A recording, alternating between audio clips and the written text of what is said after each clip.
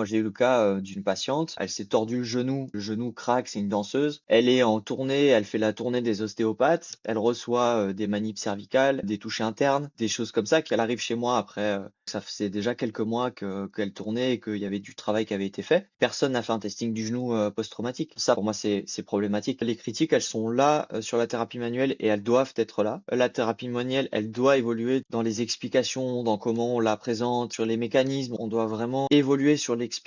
Par contre, le fond ne doit pas forcément changer. La thérapie manuelle, elle fonctionne sur des cas aigus, sur des cas chroniques. Elle est assez peu dangereuse. Par contre, c'est notre discours qui doit changer sur comment on prend en charge et comment ça fonctionne. Il faut pas dire qu'on fait du réalignement de vertèbres. Il faut pas dire je vais absolument manipuler en rotation droite, sinon ça fonctionne. Voilà, ça c'est des conneries. Il faut le critiquer. Il faut sortir de la biomécanique pure. Par contre, voilà, je pense pas qu'il faille tout jeter à la poubelle. L'attitude du thérapeute est très importante, la confiance du patient dans le thérapeute est très importante. Par contre, dire ça fonctionne que grâce à ça, c'est fallacieux. Bienvenue sur Entendons, le podcast qui t'aide à t'épanouir en tant que kiné. Je m'appelle Augustin Castel, je suis kiné du sport et hôte de ce podcast qui est produit avec cœur par Full Physio. Alors chaque mois, vous êtes plus de 10 000 à nous écouter ou à même visionner nos épisodes dans lesquels nous recevons des professionnels passionnés qui viennent partager leurs astuces et leurs meilleurs conseils pour booster votre pratique clinique.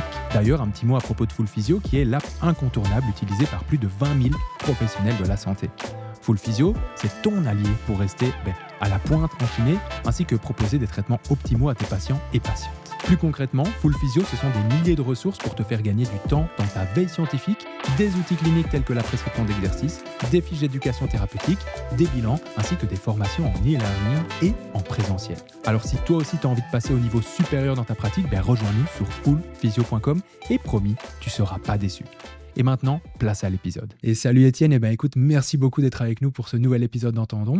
Je suis content de te recevoir aujourd'hui. Et avant qu'on commence, est-ce que tu pourrais te présenter pour celles et ceux qui ne te connaîtraient pas? Ouais. Salut Augustin. Écoute, moi ça me fait plaisir aussi d'être là. Moi je suis d'abord ici en tant que thérapeute manuel, kiné. Je suis prof à l'ETMA. Donc en fait c'est comme ça qu'on s'est toi et moi connus il y a quelques années quand je t'ai donné cette formation-là. Et moi mon parcours perso, je suis français. Je viens de l'ostéopathie à la base en France avec un diplôme orienté assez mixte avec beaucoup de structurels, tu vois, des techniques manipulatives orientées très TMO et avec un peu de crânien viscéral aussi, sans être trop loufoque dans son enseignement, je trouve. Mhm. Ça, je m'en suis rendu compte après, parce que je suis venu faire la kiné à l'ULB. Je savais qu'il y avait une possibilité de passerelle entre mon école française et l'ULB. Et voilà, je suis venu faire la kiné à Bruxelles sans avoir trop d'idées sur l'avenir et ce que j'allais faire. Et puis je suis arrivé à l'ETMA parce que j'ai rencontré des profs de l'ETMA quand j'étais à l'ULB qui ont apprécié mon profil de jeune à chercher du travail et avec cette formation un peu complémentaire ostéo et kiné. Ils cherchaient des gens qui étaient capables de montrer, de reproduire des manipulations vertébrales. Et donc voilà, c'est comme ça que j'ai intégré l'ETMA et que j'ai appris aussi une autre version de la thérapie manuelle parce que je crois que l'ostéo fait partie de la thérapie manuelle au sens large comme des chiro, voilà, on est tous un peu des cousins. Et ça a fini un peu ma formation de thérapeute jusqu'à ce que, voilà, je sois un espèce de produit, je sais pas si je peux dire fini aujourd'hui, mais parce qu'on est toujours en évolution, Ouais, mais à la forme, voilà, que je pratique aujourd'hui. ok, trop bien. Ouais, comme tu l'as dit, c'est vrai que effectivement, pour ceux ou celles qui nous écoutent, Étienne était un de mes professeurs qui m'a enseigné la thérapie manuelle orthopédique à l'ETMA. Donc, c'est un organisme de formation en Belgique qui forme les étudiants, ou en tout cas les néo-diplômés, à l'enseignement en thérapie manuelle orthopédique. Je vais y arriver. Et je trouvais ça hyper intéressant de t'inviter aujourd'hui parce que tu as justement cette double casquette kiné, ostéo. Et thérapeute manuel, bon, c'est un peu, comme tu l'as dit, un peu des cousins. Ça fait un micmac. Sur les réseaux, ça fait beaucoup débat aussi. Et c'est pour ça que j'aime bien aborder ce sujet. Parce que quelqu'un qui a la double casquette, pour moi, c'est hyper intéressant de lui poser comme question, par exemple, OK, aujourd'hui, c'est quoi la différence entre un ostéopathe et un thérapeute manuel, par exemple? Je sais que ceux qui suivent beaucoup ce podcast ont peut-être déjà remarqué que j'ai déjà posé cette question à d'autres ostéopathes et thérapeutes manuels, mais je trouve ça intéressant d'avoir une pluralité de réponses aussi, parce que souvent, on ne sait pas trop comment se situer. On dit oui, mais l'ostéopathie et la thérapie manuelle, c'est au final juste un paradigme qui change, un prisme différent par lequel on regarde le patient. Je ne sais pas, toi, quelle est ta position par rapport à ça, ton avis? Euh, Bah, c'est marrant que tu demandes parce que j'ai toujours du mal à les patients le demandent régulièrement. J'ai toujours du mal à répondre dans le fond à cette question parce qu'il y a tellement de variations. C'est hyper dur de dire. Tu vois là par exemple, tu viens de dire que j'avais la double casquette, mais ça dit rien de ce que moi je suis dans ma pratique. Mhm, Tu pourrais, tu vois, dire je suis ostéopathe quand c'est pas bien contrôlé et en fonction de l'école qu'on a faite, on peut être il y a des extrêmes complètement différents. Il y a des gens qui vont être archi evidence-based. Enfin, en France, on le devient petit à petit. En Belgique, il y a l'ULB qui propose une formation très carrée sur le plan scientifique. C'est des thérapeutes manuels en fait, orthopédiques. mhm, Jusqu'à un autre extrême où on pourrait avoir des gens qui te font un gong et qui te soignent par des vibrations et des pierres chaudes. Et ils peuvent, bah, ouais, ça c'est le problème aussi de tout métier, c'est au début tu peux avoir un diplôme et puis derrière te former et tu as une espèce de liberté de ton et de pratique et on retrouve ça dans plein d'autres métiers, tu vois, la médecine générale, tu peux derrière te former en homéopathie et soigner que tes patients en homéopathie. mhm. À la base, tu es généraliste. Est-ce que tu es un généraliste académique? Du coup, pas trop. Mais ça reste, voilà, sur le papier, tu as la casquette généraliste. Ouais. Donc, d'ailleurs, c'est drôle aussi de voir les différences entre collègues. J'ai eu ce débat-là avec mon collègue Cédric il y a quelques jours où je sais plus, il a eu une réaction un peu forte sur un ostéo ou sur une formation ostéo. Voilà, il était assez virulent sur le fait que l'ostéopathie, c'était du charlatanisme de par la pratique viscérale et crânienne. Mhm. Je suis d'accord avec lui si on pratique comme ça, et je suis pas d'accord avec lui parce que je pense qu'il y a plein d'ostéos qui ne pratiquent pas ça, ou en tout cas qui le critiquent. Moi, sur les bancs de l'école, il y avait plein de gens qui critiquaient déjà des formations. En fait, on a les mêmes cerveaux tous, hein. Donc, il Mhm. y a des gens qui vont être très sensibles à une suggestion, qui vont partir très vite dans je sais pas moi, des explications qui vont leur parler, des choses un peu obscures, et d'autres qui sont très carrés, cartésiens, qui ont besoin d'avoir les pieds sur terre. Et ça se retrouvait déjà en ostéopathie. Moi, Mhm. j'avais beaucoup de problèmes avec des techniques où on nous disait un coup que cet os du crâne, il était mobile, un coup on nous disait qu'il était rigide, qu'il servait de point d'appui à telle ou telle technique. C'était, voilà, mon cerveau logique scientifique, il avait un peu de mal à suivre Ouais. ces guidelines enfin, c'est pas des guidelines d'ailleurs, c'est ces Ouais. explications qui partaient un peu dans tous les sens. Mhm. Donc, Mmh, je suis pas sûr de définir non plus l'ostéopathie par son champ crânien et son champ viscéral, parce que par exemple la France ne définit pas l'ostéopathie sur le plan légal par son champ crânien et son champ viscéral.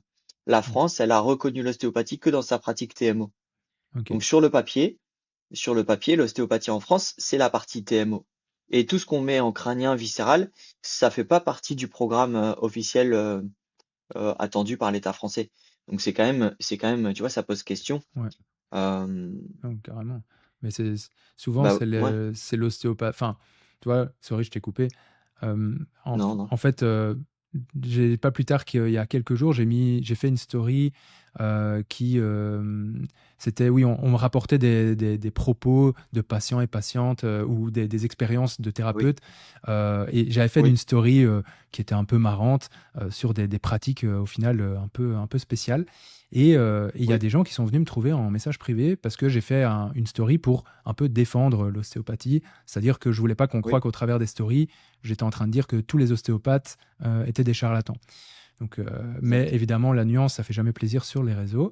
Et je me suis ramassé des gens, pas beaucoup, mais quand même, en message privé, qui m'ont dit ouais, tu défends l'ostéopathie, c'est tous des charlatans. Et vraiment, il y avait cette Ouais, envie de me faire ouais. comprendre que c'était interdit de mettre une exception. Et que si je mettais cette exception de Mhm. non, mais il y a quand même des ostéopathes qui pratiquent de façon très intègre et très, enfin, je sais pas si Mmh. le mot est bien choisi, mais en tout cas, par rapport à la littérature scientifique, par rapport à ce qu'on sait aujourd'hui.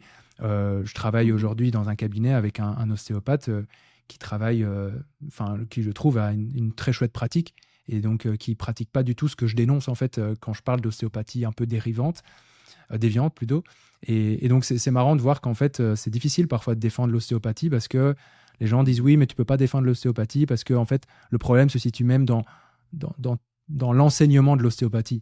Là, tu parlais de l'école, etc., dans laquelle tu avais été. Je ne Mmh. sais pas à quel point est-ce que tu vois dans ces enseignements-là, c'est un peu mis à jour. Tu as parlé de l'ULB, donc pour ceux ou celles qui nous écoutent, c'est l'Université libre de Bruxelles. Euh, Est-ce que ça se démocratise un petit peu, selon toi, cette approche un peu scientifique de l'ostéopathie? Et au final, est-ce que c'est même possible d'avoir une approche 100% scientifique avec l'ostéopathie, vu que les principes même initiaux de l'ostéopathie sont basés sur des choses un petit peu conceptuelles, quoi, on va dire. Bah, c'est une excellente question et je pense qu'en fait, cette critique-là, elle peut être faite à plein de niveaux et à plein de formations différentes. Mm, La kiné, elle en fait pas exception. Tu vois, les gens, ils doivent se mettre à jour au niveau scientifique. Et nous, on sait qu'il y a des profs de haute école, d'université, ils mettent pas à jour leurs cours. On enseigne encore des trucs qui sont pas à jour. mhm, Euh, donc ça, c'est problématique dans plein d'endroits. L'ostéopathie, je peux pas parler pour l'enseignement de l'ostéopathie aujourd'hui parce que ça fait trop longtemps que je suis pas en contact mhm. avec les écoles telles que c'est enseigné. Moi, je connais mieux la France pour l'ostéopathie du coup. Ok. J'ai quelques connaissances ostéopathes avec qui on discute et ils sont tout à fait au courant des effets contextuels et des choses comme ça. Et donc ça, c'est une question qu'on peut tout à fait aborder. Par contre, bah, voilà, il reste encore en fait, il manque de base scientifique et de critique. Mais ça, c'est déjà le cas. Enfin, c'est le cas pour nous. C'est le cas parfois pour de la pratique chirurgicale. On est tous entourés de médecins qui feraient bien de se mettre à jour sur certaines pratiques. Mhm, Donc je pense que c'est humain. Et je pense peu importe là où on est, on retrouve globalement les mêmes proportions de gens qui pensent en dehors de la boîte et des gens qui suivent des courants. ok. Et je veux dire, une chose, c'est que la science, c'est un courant aussi. Il y a du dogmatisme dans le monde scientifique. Ok. Et il y a beaucoup de gens qui ont un certain dogme. Les études, ça fait pas tout. On va en parler un peu après Mhm, dans ce podcast. Il y a plein d'études. C'est archi critiquable. Faut rester. Voilà, je pense qu'il faut arriver à faire un mix entre ces deux mondes. mhm. Ouais. Ouais, moi, tu vois, Ouais. je te donne un exemple. Moi, j'ai vu tes stories, j'ai trouvé ça très intéressant, Augustin, et je trouve que c'est super bien que t'aies mis de la nuance. Moi, je trouve ça bien. Mhm, Parce qu'effectivement, il y a toujours des gens qui rentrent pas dans les cases de ce charlatanisme. Mais voilà, moi j'ai eu le cas d'une patiente qui, elle s'est tordu le genou en sortant de l'eau d'une vague. Le genou craque, c'est une danseuse. Elle est en tournée, elle fait la tournée des ostéopathes. Elle reçoit des manips cervicales, elle reçoit des touchés internes, elle reçoit des choses comme ça qui sont en fait. Et il y a personne. Donc elle arrive chez moi après. Je sais pas, elle avait fini sa tournée, donc ça faisait déjà quelques mois qu'elle tournait et qu'il y avait du travail qui avait été fait. mhm. Personne n'a fait un testing du genou post-traumatique. Et D'accord. personne. Et donc ça pour moi c'est problématique. Mhm, Mais au même titre que il y a des kinés, je suis sûr que tu as déjà eu le cas, tu retombes sur le patient de quelqu'un, ça fait je sais pas moi X mois ou des semaines que cette personne est traitée. Moi je vais parler d'un cas que j'ai eu, traité pour un syndrome du piriforme par dry needling mhm, avec un LASEG, un test de LASEG. Donc tu vois, je lui lève la jambe mhm, positif à moins de 30 degrés. La personne m'explique ses douleurs. Ses douleurs étaient surtout en position assise prolongée, flexion du tronc, mais elle avait une énorme hernie discale L5-S1 mhm. à ce moment-là. Ouais. Et ton dry needling, tu peux faire ce que tu veux, tu n'auras pas Ouais. d'amélioration de la symptomatologie. Mhm, Donc, bon, à ceci près que les ostéos sont censés être formés à faire un screening de base, parce qu'en France, on est formé à la première ligne. mhm. On est des praticiens de première ligne, les ostéopathes français, et les kinés ne le sont pas encore tous. Ceux qui ont fait la TMO, ils sont formés à faire un bilan et du raisonnement clinique, Mhm. mais c'est encore quelque chose qui manque dans la formation de base de kiné. Ouais. Donc j'ai envie de dire, on peut leur pardonner un peu plus peut-être. Ouais. Et est-ce que toi, tu dirais, ou est-ce qu'on pourrait dire que, parce que ça aussi, c'est des arguments qui sont souvent mis en avant, qu'il y a plus de charlatanisme malgré tout et de dérives thérapeutiques dans les praticiens ostéopathes que dans les autres. Par exemple, si on prend un kiné, tu vois, parce que là, bon, c'est un peu mon rôle aujourd'hui aussi, c'est de faire un peu l'avocat du diable et de voir un peu, de retransférer un peu ce que moi on pourrait me dire ou les arguments qu'on pourrait me dire en entendant ce qu'on est en train de dire maintenant. C'est-à-dire qu'on va me dire, oui, mais tu sais, ok, en kiné, on n'est pas parfait, mais il y a moins de dérives aussi. Il y a moins de dérives thérapeutiques a priori en kiné qu'en ostéopathie, etc. Et ça, c'est des choses. Au final, ce qui dérange souvent en ostéopathie, c'est d'une part, bon, parfois le crânien, le viscéral, etc. Parce que ça peut sembler un petit peu futile et un peu obscur, mais c'est aussi toutes les dérives à côté qu'on peut voir passer. Toi, t'en penses quoi? Alors, je sais que c'est des questions un petit peu. Mm. C'est pas évident hein, parce que se positionner, je te demande même pas de te positionner clairement, mais ouais, c'est quoi un peu ton avis sur ça? Ben, en fait, donc ouais, moi je suis pas l'avocat de qui que ce soit, hein, donc je représente pas les ostéopathes et je connais pas. En fait, je pense que il y a une thèse qui est faite à l'UCL en ce moment par Antoine Fourré. Ouais. Et je sais plus exactement, je sais pas s'il connaît même l'intitulé de sa thèse parce que ça se forme au fur et à mesure. Mhm. Ça peut évoluer une thèse, mais en tout cas, il a fait passer une étude où il demandait si les kinés connaissaient les guidelines lombaires. Il l'a envoyé à un grand nombre de kinés. Il y a plein de kinés qui sont pas au courant des guidelines sur le traitement de la lombalgie. Donc, Mhm. pour moi, c'est déjà, donc c'est pas une dérive dans le sens où il n'y a pas d'explication frauduleuse, mais et encore que on peut déjà y mettre de la nuance parce qu'il y a plein de kinés qui ont encore des fausses croyances sur le renforcement. Il faut faire des abdos, il faut faire des machins. Mhm. C'est plus compliqué que ça en fait, traiter une lombalgie. Donc pour moi, c'est déjà entrer dans une espèce c'est une dérive par rapport à une evidence-based practice. Mhm. Je pense que les dérives ostéopathiques, elles sont peut-être plus impressionnantes. Mhm. On entend des trucs qui sont peut-être un peu plus fous. Ça, je suis d'accord. Sur allez, par exemple, quelqu'un qui travaillerait le viscéral et qui parle de motilité. Donc, Mhm. motilité, c'est défini comme un mouvement intrinsèque des intestins qui serait une reste, un reste, Mhm. un souvenir de la motricité embryonnaire, de quand l'estomac, l'intestin se tourne pour arriver à sa place principale. Parce qu'il y a beaucoup de rotation lors de l'embryogenèse de nos intestins pour obtenir la forme qu'il a à l'âge adulte. Mhm. Voilà, il y a des ostéopathes qui diraient qu'il y a des souvenirs de ces organes en rotation externe, en rotation interne, Ouais. en rotation horaire, anti-horaire. Bon, ça c'est voilà, faut Faut, s'autocritiquer, faut s'accrocher, mais ouais. euh, Ouais. mais je me suis déjà fait crocheter chez un kiné ostéo qui se définit comme ostéo mais qui vient de la kiné où il travaillait ma nuque. Je venais pour différentes douleurs. Je sais même plus si je venais pour une cervicalgie à ce moment-là. Mhm. Mais voilà, au cours de la séance, il me crochette. Moi, je lui avais dit que j'étais un collègue à lui, un confrère. Mhm. Et il m'explique qu'il crochette l'anse des pectoraux avec son crochet. Donc là, tu vois, l'anse des pectoraux, petit nerf de ton plexus cervical, Ouais. c'est quand même. Faut y Moi, aller. j'ai disséqué à l'ULB pendant plusieurs années. Il faut la trouver, l'anse des pectoraux, hein. Ouais. Alors de là à l'accroche, enfin, c'est Ouais. des dérives, il y en a. Je pense qu'on a tous des biais Mhm. d'autosuggestion et voilà. Les ostéos sont peut-être plus inventifs Sur les choses, ouais, sur les sur, moyens.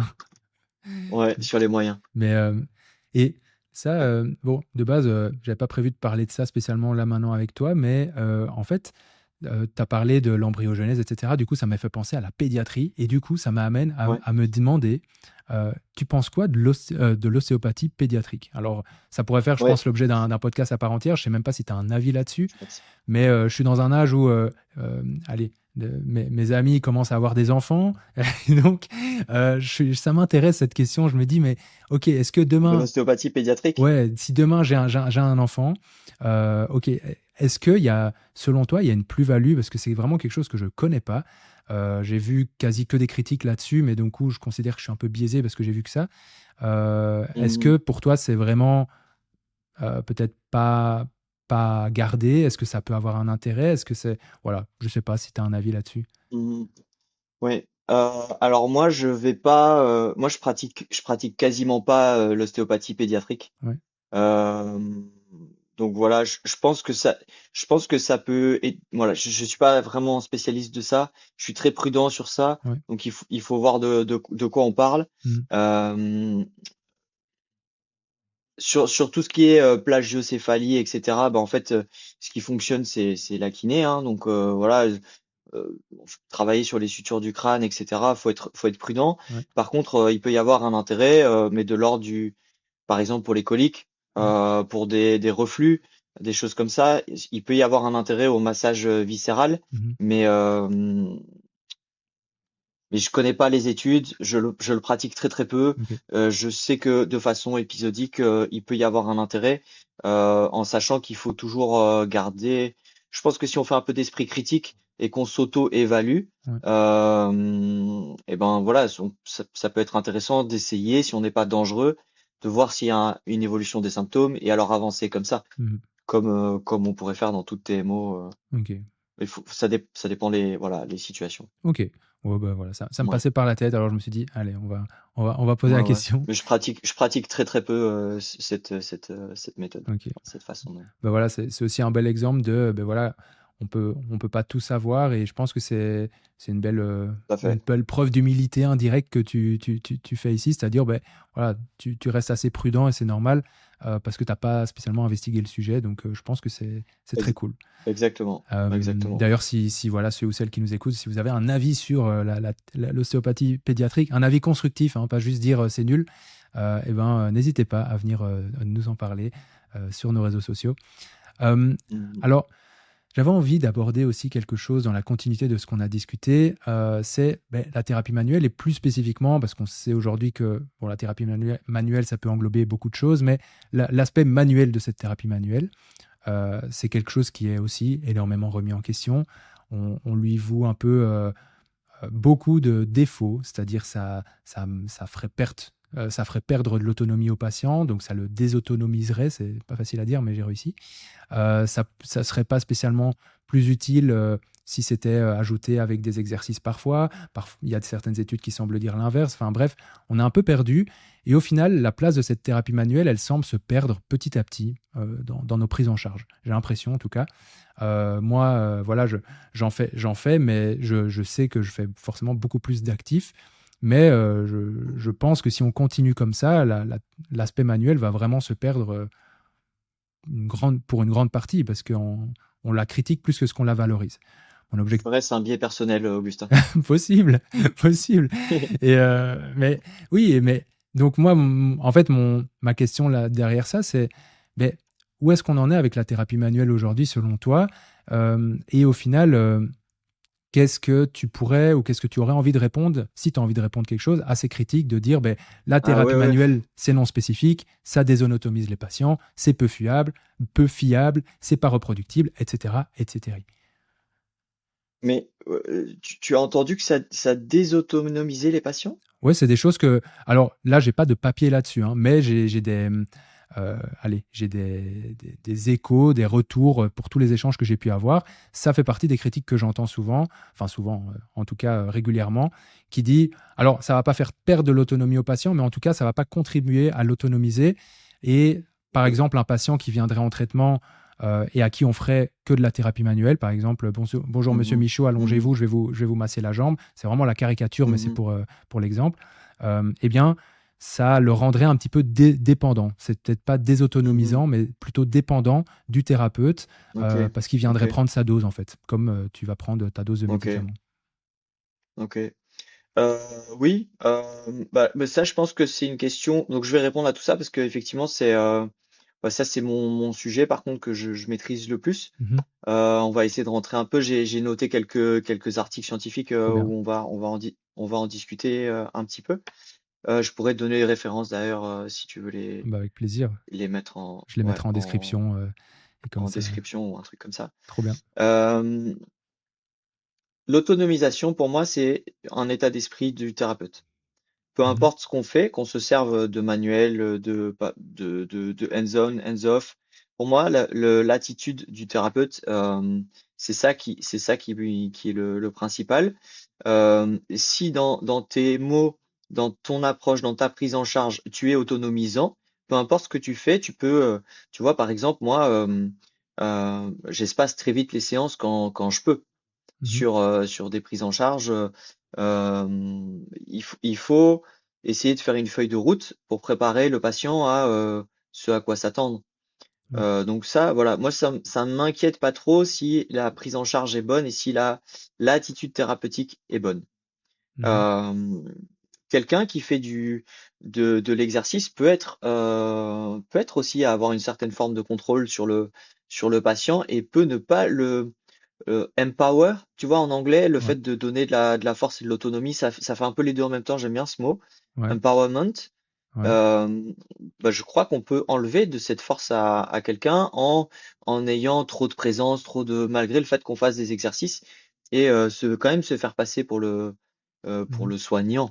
Donc voilà, ça c'est pas, pour moi c'est l'attitude qui fait, mais tu as peut-être raison que le manuel est plus à risque Mhm. que le hands-off. Mhm. Ensuite, sur l'aspect et l'évolution, j'espère que tu as tort.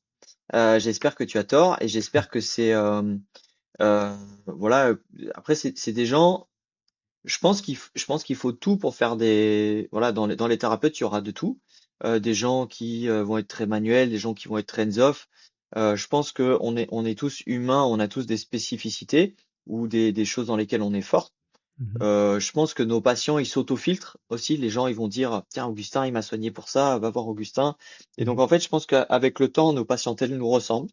Mhm. Et donc, on devient pointu sur des choses avec bon, toujours l'autosuggestion qui est présente dans un coin.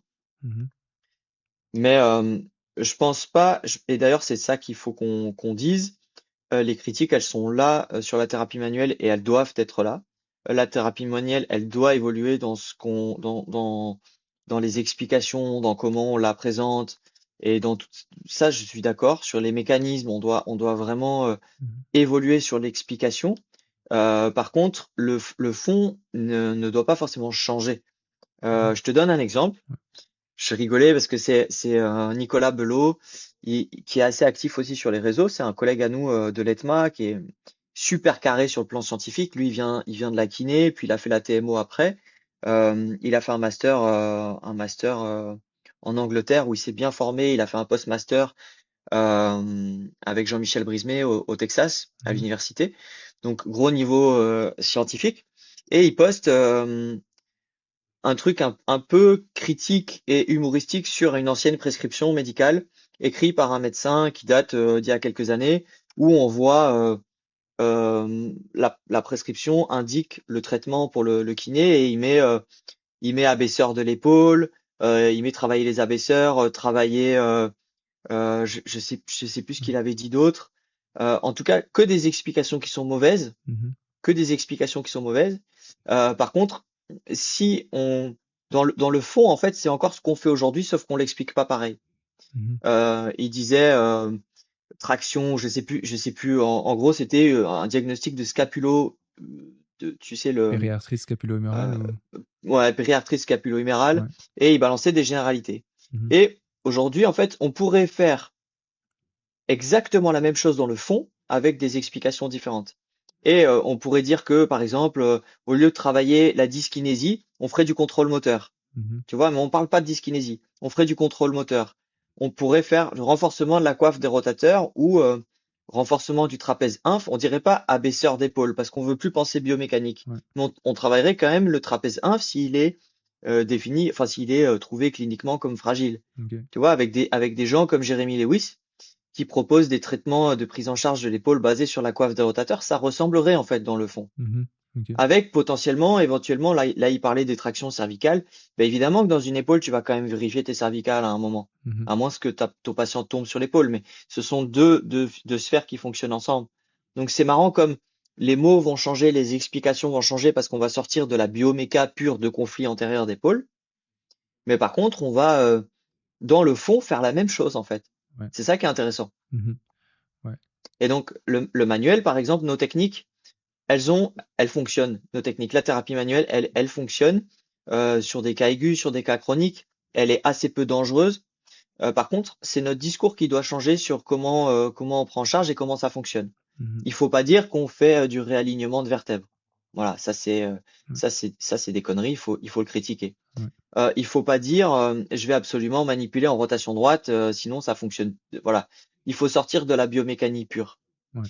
Il faut critiquer ça. Par contre, voilà, je pense pas qu'il faille tout jeter à la poubelle. Mhm. Je vais parler d'une étude qui est sortie en 2023 sur est-ce que choisir le bon étage vertébral est intéressant ou pas. Mhm. C'est une étude qui est super intéressante, une systematic review, qui prend tout un tas d'études, qui les compile et qui regarde un peu ce qui se passe. Mais par contre, il faut aller au fond des choses, il faut regarder comment ils étudient et qu'est-ce qu'ils prennent en compte. Mhm. Et là-dedans, dans les études, on peut voir comparaison de un levier court avec un levier long au niveau lombaire. Mhm. Comparaison d'une manip bassin avec une manip lombaire. Dans une manip bassin, ta lombaire, elle est prise dedans.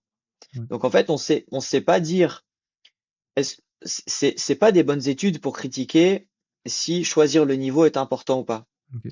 Je vais préciser, si tu viens chez moi, que tu as une lombalgie, je pense que L4, L5 est la manœuvre et l'étage qui te fait le plus mal et que j'aimerais manipuler. Mhm. Si je compare un Augustin numéro 1, levier court, je tape L4, L5, avec Augustin numéro 2, levier long, je choisis pas vraiment l'étage, je prends tout en compte, mais je prends L4, L5 dedans. Mhm. Mais comment je sais dire si L4, L5 était important ou pas parce que j'ai pris les deux, Ouais. tu vois? Ouais. Dans les deux cas, elle est potentiellement manipulée. Mhm. Donc c'est ça, les études, il faut aller un peu au fond des choses et un peu les critiquer. Et je veux dire aussi une chose, c'est que les gens qui communiquent sur les réseaux sociaux, tu as parlé du manque de nuances. Mhm. Ce papier, il dit, peu importe la technique utilisée, on va sans doute avoir à peu près le même résultat. Ça, je suis d'accord avec ça. Et ils disent dans le papier, les effets contextuels sont likely to contribute. Donc ils disent, ont sans doute une contribution dans l'effet de la technique. Mhm. Et derrière, on a des gens qui manquent vraiment beaucoup de nuances. Et donc de ce papier-là, il conclut les techniques fonctionnent grâce à des effets contextuels. Tu vois, c'est pas du tout c'est pas du tout ce que dit le papier. Mhm. C'est Ouais. pas du tout. Ils disent likely to contribute. Lui, il conclut, ça fonctionne grâce aux effets contextuels. Non. Ouais. En fait, je suis d'accord de dire que les effets contextuels ont une part très importante dans la réalisation et dans le outcome, dans le résultat de notre technique. Mhm. Ça, il faut pas s'en cacher. L'attitude du thérapeute est très importante. La confiance du patient dans le thérapeute est très importante. Par contre, dire ça fonctionne que grâce à ça, c'est fallacieux. Ok. Ouais. Voilà. Et donc, pour moi, il faut mettre de la nuance. Et d'ailleurs, j'étais au congrès d'Axon qui était il y a quelques semaines là, qui était super intéressant. Et il y avait Roger Kerry qui était là. Roger Kerry, il a sorti un papier aussi. Je pense que c'était l'année dernière, 2024 ou 2025. Mhm. A New Way of Teaching Manual Therapy. Un papier hyper intéressant où Adam Minkins fait partie des contributeurs. Et ils critiquent énormément la thérapie manuelle et ils disent, voilà, on sait pas exactement quelle est la part du mécanique on sait pas exactement. Donc nous, on propose une nouvelle façon d'expliquer, d'enseigner. C'est est-ce que c'est confortable? Est-ce que c'est safe? Est-ce que c'est efficace? Ils se basent sur ces trois points et on y va. Mais ils expliquent plus rien et on y va. Et donc la biomécanique, on oublie et Mhm. ça mais c'est intéressant d'avoir la personne en face parce qu'il commence son discours en disant je sors ça comme ça pour avoir des réactions. Et en fait, il cherche un peu la polémique, il cherche un peu les réactions. Et ce que je trouve, voilà, il a le droit de faire ça. Et en fait, ces gens-là, ils sont précieux parce qu'ils nous font aussi évoluer. Il faut prendre ce qu'ils donnent. Mais par contre, voilà, faut toujours. Moi, je trouve que mettre de l'eau dans son vin, c'est super important. Et je trouve que la bonne façon de répondre et de se servir de ça, c'est de dire peut-être que je vais essayer d'être analytique. Peut-être que dans certains cas, j'ai pas besoin de l'être. Si je ne sais pas être analytique, je peux être global. Si je suis trop aigu à l'endroit de la douleur, je peux peut-être taper juste à côté et quand même avoir des effets. Tu Mhm. vois? Je Mhm. trouve que c'est super intéressant d'avoir des armes en plus plutôt que allez, on jette tout et on recommence à zéro. Ouais. Et comment, là, tu parlais du fait de parfois pouvoir être analytique, parfois pas. Comment savoir au final quand est-ce qu'on doit l'être ou pas, du coup, selon toi? Là, tu as parlé du diagnostic manuel aussi, je crois que tu en as un tout petit peu parlé. Ouais, Le diagnostic manuel, il est critiquable. ouais, Par contre, il y a plein d'études qui montrent qu'on est quand même assez sensible, à hauteur de 88-89% de sensibilité sur repérer un étage qui fait mal et repérer un étage qui est en perte de mobilité, en stiffness, la rigidité. OK. Sur la On rigidité, je sait, savais on pas. peut, OK. ouais. Euh, après, on est assez peu spécifique, donc c'est difficile de, de, de vraiment spécifier sur quelle est la structure qui fait mal. Est-ce que c'est la facette? Ça a été étudié, c'est une étude qui est sortie qui est assez vieille maintenant, c'est Wade qui avait sorti, on mettra les références. Mmh. Euh, Ils ont comparé des gens qui devaient subir des blocs facétaires, donc des anesthésies facétaires, et le thérapeute testait et essayait de trouver s'il trouvait le bon étage douloureux et si c'était facétaire ou non. Mmh. En fait, c'est OK de dire le diagnostic manuel de façon isolée, il est perfectible. Mais c'est comme tout test, en fait, on devient très précis quand on fait des clusters de tests. Si tu rajoutes à ce testing l'anamnèse, tu rajoutes à ce testing un traitement qui va te servir de test, retest. Mais tu augmentes bien plus, en fait, ton efficacité. Tu Mmh. vois? Ouais. Tu as le droit de dire, t'as le droit de dire, j'ai un testing qui est limité, limitant. Tu fonctionnes par hypothèse. J'ai une hypothèse 1, facette, une hypothèse 2, disque, une hypothèse 3, musculaire. Tu les organises par statistique et tu fais tes hypothèses, tu vas les tester dans le traitement. Et Mmh. je vais me dire, OK, ben, je vais travailler ma facette. Est-ce que j'améliore ou pas la situation clinique? Et en fait, ça fait de toi un bon thérapeute aussi de faire ce raisonnement clinique-là, et de corriger ou pas, de confirmer ton hypothèse ou de l'infirmer. OK. Parce Tu vois? parce qu'il y en a qui Là, ouais, ouais, il vas-y. y en il y en a qui pourraient nous dire: «OK, mais là, on parle d'agir, sur, telle structure, mais est-ce qu'on peut vraiment prétendre pouvoir, agir spécifiquement sur une facette articulaire, par exemple, avec une technique?» Est-ce qu'on peut être aussi Mhm, spécifique que ça? Ou est-ce qu'au final, mhm, tu vois, vu que les effets sont très, même si tout à l'étude est fait. critiquable, mais c'est difficile de situer du coup par Ouais, rapport à ça, mais au final, c'est oui, assez général, assez neurophysiologique comme effet. Est-ce qu'il oui. n'en serait pas de même au final pour notre capacité à cibler une structure? Et du coup, en fait, j'ai l'impression que c'est un peu un château de cartes qui parfois se déconstruit où, en fait, si on Mhm, a déjà du mal à identifier un test qui pourrait spécifiquement mettre en tension, voilà, je mhm, caricature, mais la facette pour qu'elle soit douloureuse, mais que en éliminant les autres mhm, contributeurs comme les muscles, etc., si déjà à la base on a du mal à faire ça, quid de pouvoir du coup traiter ça et est-ce qu'on a vraiment besoin de ça pour que le patient aille mieux, tu vois? Ça, je pense, c'est des interrogations qui, du coup, qui remettent en question mhm. beaucoup la thérapie manuelle aussi. Est-ce qu'on peut y Ouais. faire, quoi? Mais Eh ben, tu as tout à fait raison. Il faut que je précise un peu ce que je viens de dire. Tu as tout à fait raison qu'on n'est pas si spécifique que ça dans notre prise en charge. Une technique dite articulaire, elle n'est pas articulaire. Elle est neuromusculo-articulaire. ouais. Au même titre, à Axon, là, il y avait au congrès, c'était intéressant. Il y avait un doctorant.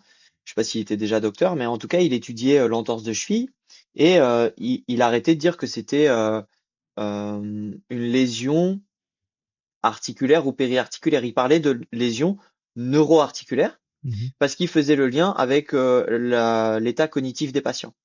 Et en fait, c'était super intéressant. Il montrait que les gens qui avaient une commotion cérébrale, donc ça avait été notamment étudié beaucoup en foot américain où il y a des énormes contacts, Mmh. les gens qui ont eu des commotions cérébrales, ils ont 1,8 fois plus de risque de se faire une entorse de cheville sans contact. OK. C'est quand même, Ouais. c'est quand même assez intéressant. Mmh. Donc effectivement, la prise en charge, quand on touche une vertèbre, on touche le muscle à côté, on touche les ligaments à côté, et j'ai envie de dire, c'est pas grave de pas savoir exactement qu'est-ce qui fait que ça va mieux. C'est pas grave. Mmh. L'important, c'est de pas être dangereux. Ça, on sait à peu près l'être. On sait ne pas être dangereux. Sur l'explication de savoir qu'est-ce qui a débloqué la situation ou pas, je crois que c'est pas très grave. Nous, par pédagogie, on guide un peu trop, mais avec un discours qui est quand même assez non spécifique. En fait, j'ai toujours, j'ai refait les DIA cette année. J'ai mis une image de Split, tu vois, ce film-là où il a plein de personnalités Mmh. différentes. Ouais. Et en fait, je pense qu'il faut avoir un peu de tout dans la tête. Mmh. Un peu de bioméca, en se disant la bioméca, quand même, je peux m'en passer. J'ai du fonctionnel. Mmh. Mais le fonctionnel, il me fait quand même retomber sur une structure. Ouais. Tu vois? Ouais. Je pense il faut que tous soit, c'est pas évident, c'est un jeu d'équilibriste, mais je pense que euh, voilà, tout n'est pas à jeter à la poubelle. Je pense qu'il y a Ouais. beaucoup de choses qui. Parce parce qu'au final, tu vois, est-ce que ce serait pas juste pour plus, nous, en tant que thérapeutes, se donner un canevas de raisonnement et nous donner un peu une trame? Parce que si on entend des Adam Meakins ou d'autres, en fait, on pourrait juste se dire, ben, on met le patient sur la table, tu le manipules dans un sens ou dans l'autre, plus ou moins dans la zone, et puis ça aura probablement un effet neurophysiologique qui sera potentiellement probant, et puis tu enchaînes avec des exercices, et puis basta, fin de l'histoire. Mais est-ce qu'au final, toutes ces histoires de facettes, de machin, est-ce que c'est pas plus pour servir le thérapeute dans son raisonnement et donner un sens en fait et une trame à ce qu'on fait euh, pour pallier un peu à cette incertitude qui est au final inhérente aux soins qu'on prodigue aux gens.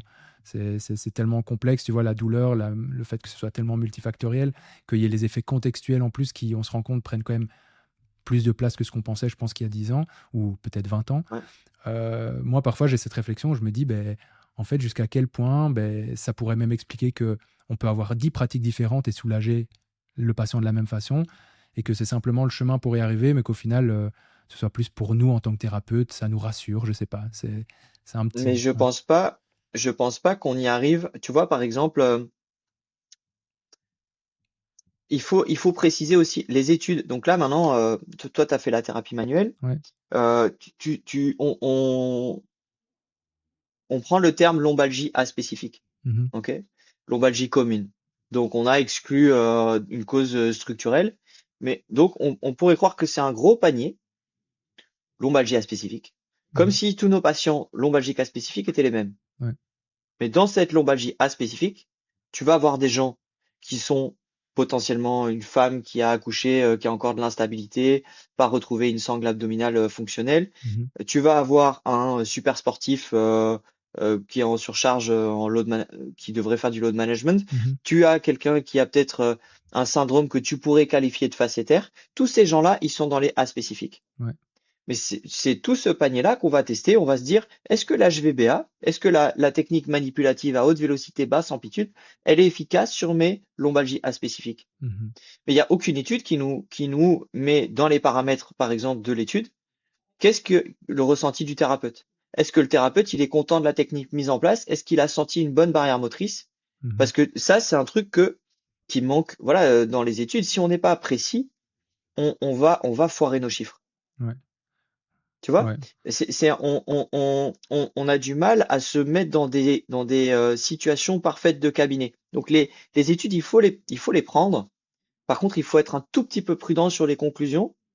Il faut aussi pas être naïf. Les études, elles sont faites par des humains. C'est pas des études objectives où les gens, ils ont aucun. Les chercheurs, ils ont aussi leur philosophie. Ouais. Donc il y a des études qui vont être à charge, des études qui vont être pro. C'est comme dans tout. Mhm. Donc les études, c'est pas la vérité qui sort de quelqu'un qui serait neutre, Mhm. Ouais, tu vois? bah, je suis d'accord. Et puis, en soi, là, tu vois, on parle de thérapie manuelle, mais bon, pour montrer que aussi je peux m'attaquer à mon cheval de bataille qui est plus aussi les exercices que j'aime beaucoup et que je donne beaucoup. Mais au final, Mhm. même les exercices, hein, tu vois, on dit qu'il faut renforcer nos patients, etc. Je regardais des vidéos de Grégory Lehman, qui est un très chouette pédagogue sur YouTube, qui est... Enfin bref, je vous invite à aller Ouais. voir sa chaîne YouTube, je la mettrai en description. Et au final, ben, moi, par exemple, je vais mesurer la mobilité, je vais mesurer la force de mes patients, des choses comme ça. Au final, ça pourrait être un parallèle avec peut-être quelqu'un qui irait plus mesurer une mobilité segmentaire. Moi, mon truc, ça va plus être regarder la mobilité globale. Bref, tout ça pour dire, ben, même avec ce paradigme qui semble un petit peu plus viable parfois, parce que tu dis, OK, c'est plus grossier une mobilité de hanche qu'une mobilité entre deux vertèbres. Ben, même ça, au final, qu'est-ce qu'on en sait que ces déficits de mobilité qu'on peut trouver sont vraiment une cause à la problématique du patient? Est-ce que c'est là peut-être depuis longtemps? Est-ce que c'est une cause, une conséquence? Même chose pour les exercices. Est-ce qu'on peut vraiment prétendre être hyper spécifique avec des exercices? C'est toujours des suppositions aussi. Et au final, quand on parle de souvent, pour revenir là-dessus, renforcer nos patients, faire gagner en force, etc., au final, les patients, la plupart du temps, une fois qu'ils vont mieux, ils arrêtent de faire la plupart du temps leurs exercices, ou en tout cas, ils ne vont pas toute leur vie à la salle faire du 80% de la charge maximale pour continuer à entretenir la force. Leur force rediminue par la suite et pourtant, ils continuent à aller mieux. Pourtant, ils redeviennent aussi faibles qu'avant parfois. Enfin, je prends un peu des trucs caricaturaux, mais tout ça pour dire que bah, j'ai beau parfois aussi taper sur l'aspect manuel de notre métier, je suis totalement aussi d'accord pour aujourd'hui même taper sur aussi les exercices. Et je pense qu'au final, Mhm. l'essentiel, c'est plus d'être aligné avec ce qu'on fait Mhm. et de pas. Ouais, Ouais, enfin bon, je suis mais parti tu dans un vois, par monologue exemple, là, mais non, mais c'est ok. Enfin, déjà, personne tape sur personne, hein. Tu peux avoir tes points, voilà, c'est ça. tu vois, ça aussi, faut pas, on est des thérapeutes, on a nos points forts, nos points faibles, et c'est aussi super, tu vois, qu'il y ait des gens. Je pense que s'il n'y avait pas des gens comme moi, Mhm. par exemple, du manuel, enfin, Ouais, heureusement qu'il y a du manuel pour traiter des douleurs, ouais. et heureusement qu'il y a des gens qui sont capables de faire du hands-off de très grande qualité. Ouais. Et je pense voilà, il y a des patients pour lesquels tu seras sans doute meilleur que moi, et des patients où je serai meilleur que toi. Ouais. Je pense, et c'est pas qu'une question. C'est pas qu'une question de personnalité, c'est une question de voilà, on était c'est pas que du contextuel, faut aussi dire voilà les choses, il y a des choses qu'on va sentir et traiter mieux que d'autres. Mhm. Par contre, je suis pas d'accord avec toi, tu vois, sur qu'est-ce qu'on en sait de est-ce que la mobilité de la hanche c'est ça qui provoque? Mhm. Ben en fait, on le sait normalement si tu fais des tests de provocation. Mhm. Notre t'es pas obligé d'expliquer exactement euh, est-ce qu'un test de Sperling, tu vois, pour le testing radiculaire cervical, Mhm. t'es pas obligé d'expliquer exactement, oui, il y a une partie bioméca dans le test de Sperling. On te dit, tu fais un petit peu d'inclinaison homolatérale, donc tu fermes le foramen, t'appuies dessus. Donc ça, c'est l'explication biomécanique de ce qui se passe. Ouais.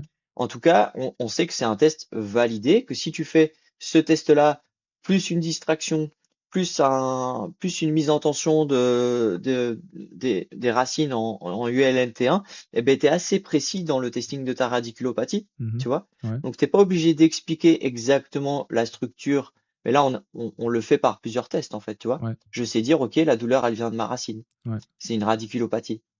Mhm. Ma douleur ou ma perte de force ou voilà, hein, peu importe la situation du patient dans sa radiculopathie. Mais donc on a quand même, on est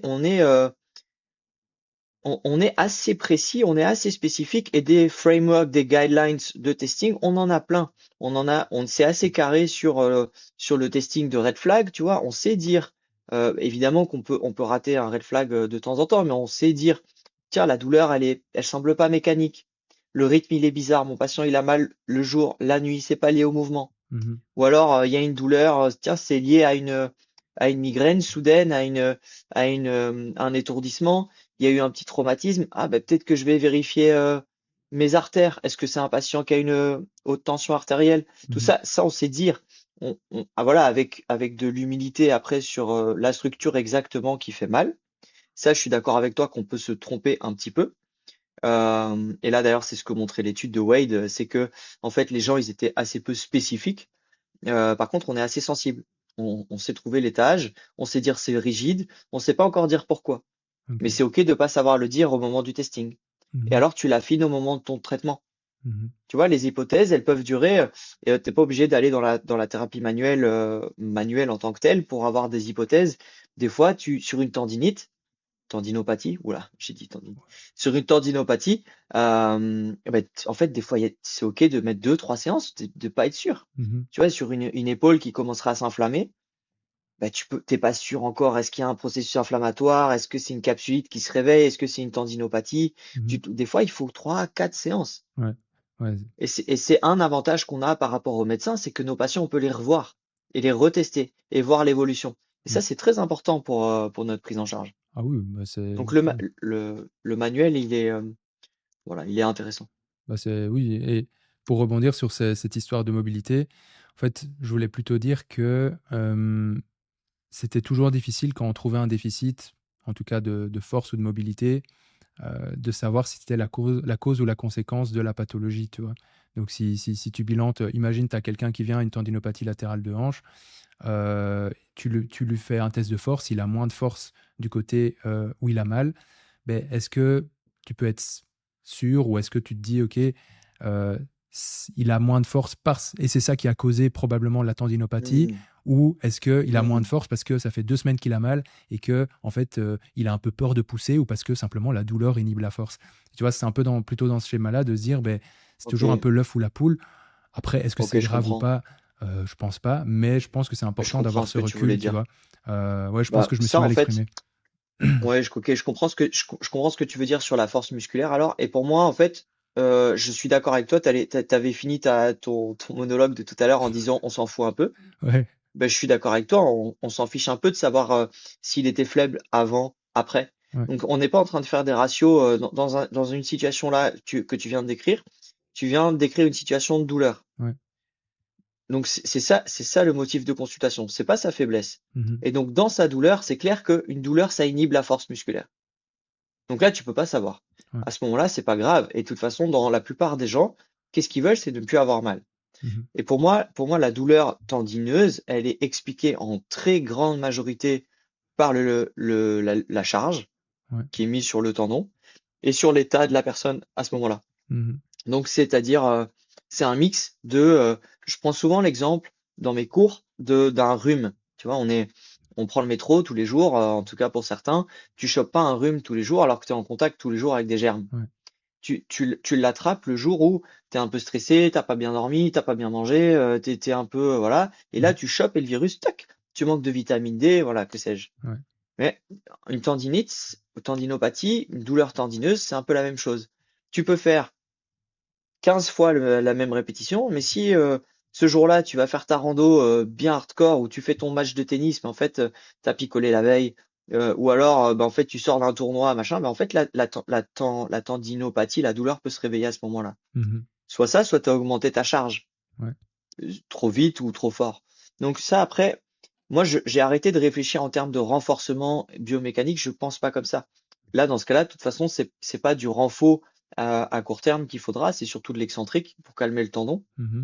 et après de la gestion de charge Ouais. chez ton patient. Ouais. Réapprendre à la charge. Ouais, c'est même, Voilà. ouais, en final, et puis, parfois même, tu vois, là, on dit excentrique, mais parfois l'excentrique, ça fonctionne pas, ça fait plus flamber le patient qu'autre chose. Faut essayer, au final, une autre Ouais, ça peut, modalité, l'isométrie, ça peut. et parfois l'isométrie, ça va Exact, pas, et en fait, c'est du lent et lourd qu'il faut. Enfin bref, au final, exact, ça rejoint un peu ce que tu disais, c'est-à-dire que on a la chance de voir et revoir nos patients régulièrement, et je exactement, pense qu'il faut être OK avec l'idée que la kiné, c'est aussi, du test-retest, en fait, et c'est mettre en place quelque chose exactement, et dire aux patients: «Beh, écoutez, on va mettre en place ça, voici ce que vous pouvez faire à la maison pour travailler exactement, ça, et puis on se revoit la semaine prochaine», et puis on se met pas tout trop à de fait. pression, en fait. Enfin, évidemment, on a une obligation de Ouais, moyens, mais pas de ouais, résultats, quand mais même, on essaye quand même. quand même, on se met la pression. Ouais, on se met la pression, mais je veux dire, il faut pas, je veux dire par là, il faut pas culpabiliser parce que, la séance d'après, le patient va pas directement mieux. Ah oui, C'est non, non, non, embêtant. non, non, non. Forcément, on aimerait tous qu'après une séance, tout le monde aille mieux tout le temps. C'est parfois le cas, mais, parfois, il faut plusieurs séances d'ajustement, je trouve, pour arriver à la recette qui, en fait, fonctionne pour le Bah, patient. c'est pour moi l'un des gros avantages de la thérapie manuelle, c'est le côté antalgique au début de. En fait, par de la thérapie manuelle, tu peux arriver plus vite à Ouais. cette diminution de douleur qui te permet à faire du hands-off après. OK. C'est super intéressant dans ce sens-là. Mmh. Euh, Mais ouais. OK. Donc tu vois, c'est marrant parce que du coup, ce que tu disais sur le côté non spécifique et pourquoi ça fait. En fait, tu te l'appliques aussi sur ton hands-off. Ah tout à fait, hein. Et Mmh. donc c'est marrant en fait. Je On bah, ouais. ça m'a fait un peu mal de le reconnaître, tu vois? Ouais. À l'époque, j'ai envie de dire, je veux pas jouer à l'ancien parce que je j'exerce pas non plus depuis 15 ans, mais au final, en sortant de kiné, je me suis dit, «Ouah, les exercices, c'est vraiment, le truc, il y a rien de mieux». Je continue à dire qu'effectivement, c'est une grosse partie de ma pratique, mais par contre, je suis Mhm. peut-être plus conscient aujourd'hui des limites et je suis OK avec ça, en fait. Et en fait, je me rends compte que j'ai pu trop parfois me prendre la tête par rapport aux soins qu'on peut donner, en me disant: «Mais il faut que je trouve le truc le plus efficace» et en fait, il n'existe pas, Mhm. je pense. Ça dépend tellement déjà du patient, du contexte et cetera qu'en fait, on a plus intérêt à avoir Oui, un panel d'outils et à se dire: «OK, oui. on va essayer des choses». On va se dire: «OK, avec cette patient-là, on va faire ABC et puis Mhm. avec l'autre, c'est CDE». Et pas trop se poser, je pense, enfin moi en tout cas, ça peut sembler réducteur, mais je me pose pas trop la question parfois, heu, pourquoi ça fonctionne, tu vois? Exactement pourquoi ça fonctionne. Parfois ça fonctionne et tu vois, je vais mobiliser un patient, ou je vais mobiliser son os dans un sens ou quoi, même s'il y a des concepts, qui m'ont d'ailleurs été enseignés, à l'ETMA, hein, tu vois? Dans un sens, dans l'autre et cetera, de théorique en tout cas entre guillemets et ben, parfois ça se passe pas comme on me l'a enseigné, mais je me dis: «Beh, en fait, je cherche pas trop à comprendre, l'important c'est aussi que le patient, ben, il aille mieux». Donc voilà. Mais oui, mais par contre, nous en thérapie manuelle, on essaye d'avoir un bilan qui te permet d'avoir une planification de ton traitement. Mmh. Une planification de ton traitement, ça doit arriver dès l'anamnèse. Si ton patient il est hyperalgique, tu sais que tu vas adapter ton bilan et tu sais dire, en fait, on a des prédictions de est-ce que mon traitement il va bien se passer ou pas. Je te donne des exemples précis. Si mon patient il est en algie plus, sans doute que ton traitement tu vas pas être hyper efficace la première fois. Ouais. Autre situation, une personne qui vient dans un contexte psychosocial compliqué. Mmh. Tu vois, est-ce qu'il y a un petit peu de dépression, de misère au travail de cette Ouais. personne-là? Peut-être que ça va être des effets négatifs de ta prise en charge pour tout un tas de raisons. Donc ça, on sait l'anticiper et ça fait partie des cours. Et derrière, après, tu as le bilan manuel et la qualité du mouvement que tu vas tester te donne, tu vois, des sensations sur comment est-ce que je vais prendre en charge mon patient. Ouais. Je te donne un exemple précis. Si j'ai un patient, il vient pour cervicalgie. Je vais donner deux exemples. Il y a Augustin, il y a Étienne. Augustin vient pour une cervicalgie. Tu viens faire ton testing musculo-squelettique. Tu déclenches pas vraiment de douleur. Donc il fait ses rotations, il n'a pas trop de perte de mobilité. Tu fais son extension, son inclinaison, pas trop de perte de mobilité. Il te dit qu'il a mal en fin de journée. Et tu vas plus loin dans le testing. Tu fais un testing sensorimoteur. Tu t'aperçois qu'il a mal depuis 10 ans, 15 ans. Augustin est un peu plus vieux que le vrai Augustin.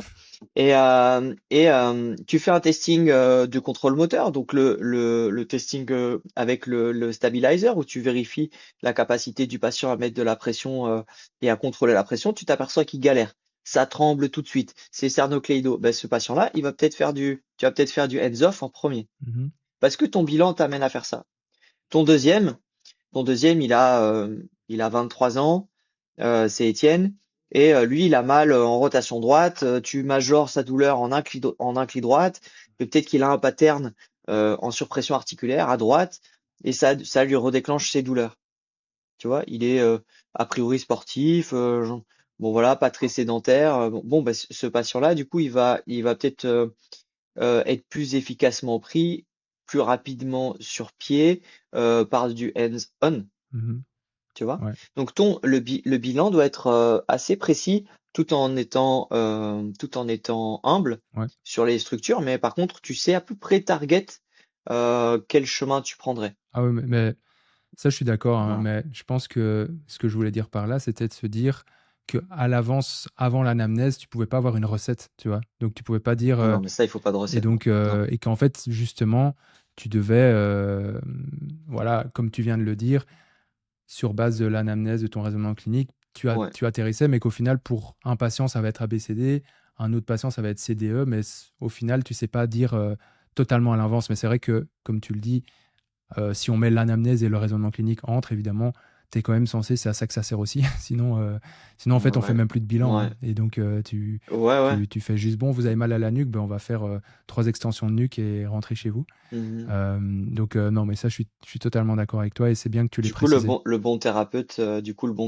théoriquement, doit avoir le plus d'outils possible à sa disposition. Et il de m'imposer encore une fois, mais c'est simplement pour te dire que tu arrives à la fin de cette première partie. Donc en fait, à partir de maintenant, ben, tu l'auras peut-être compris, on a décidé, sur base de vos retours et aussi bah, de notre bon sens, de se dire que les longs épisodes, donc qui duraient plus qu'une heure et demie, 2 heures, 2 heures et demie parfois, eh bien on a décidé de les scinder en 2 parties. Simplement, ben, ça facilite ben, le parcours des épisodes, parce que quand tu as un épisode de 3 heures et que tu oublies où tu étais, et que tu dois commencer à rechercher où tu étais, etc., ou que Spotify a oublié de notifier ben, ta progression, c'est parfois vachement galère et ça décourage parfois même de continuer d'écouter le podcast. Donc voilà, simplement c'est pour te dire que c'est la fin de cette première partie, mais t'inquiète pas, il y a une deuxième partie qui arrive très très bientôt. Et pour ne pas la louper, eh bien n'hésite pas à venir nous suivre sur les réseaux, sur Instagram, sur la plateforme d'écoute sur laquelle tu nous écoutes, ou même bah, sur YouTube si tu veux du format vidéo. Allez, on te remercie pour ton soutien et on te dit à très très vite sur Entendons. Ciao. Alors avant de te quitter, simplement un petit message pour te remercier, toi qui es en train d'écouter ou de visionner ce podcast. Je ne sais pas si tu nous regardes plutôt sur YouTube ou si tu nous écoutes plutôt sur Spotify, Deezer, Apple Podcasts. Bref, il y a plein de façons de nous consulter. Mais donc voilà, merci beaucoup simplement, mais parce qu'aujourd'hui, vous êtes plus de 10 000 à nous écouter ou à nous visionner chaque mois sur Entendons. C'est vraiment un énorme cadeau pour nous de voir qu'il y a un tel engouement derrière le podcast, que vous êtes de plus en plus nombreux et nombreuses à nous suivre et à même nous faire vos suggestions en message privé. Bref, c'est vraiment une énorme récompense pour nous.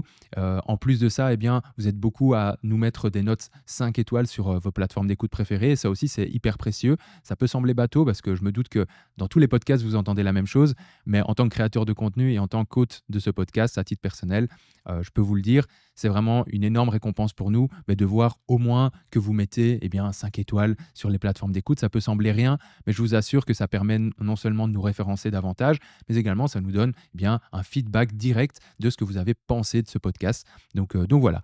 Encore une fois, mille merci. N'hésitez jamais à venir nous faire une suggestion, que ce soit pour un invité ou une invitée que vous aimeriez voir, une thématique ou bien d'autres choses. On est vraiment ouvert à tout. Si jamais vous voulez en discuter, eh bien, n'hésitez jamais aussi à nous envoyer un mail, soit sur mon adresse mail augustin@fullphysio.com ou bien, eh bien sur nos canaux, que ce soit sur Instagram, etc., en message privé. On essaiera toujours de répondre dans les plus brefs délais. Allez, encore mille merci pour ton soutien, encore mille merci pour votre soutien. Et puis, je vous dis à très très vite dans vos oreilles. Ciao, ciao.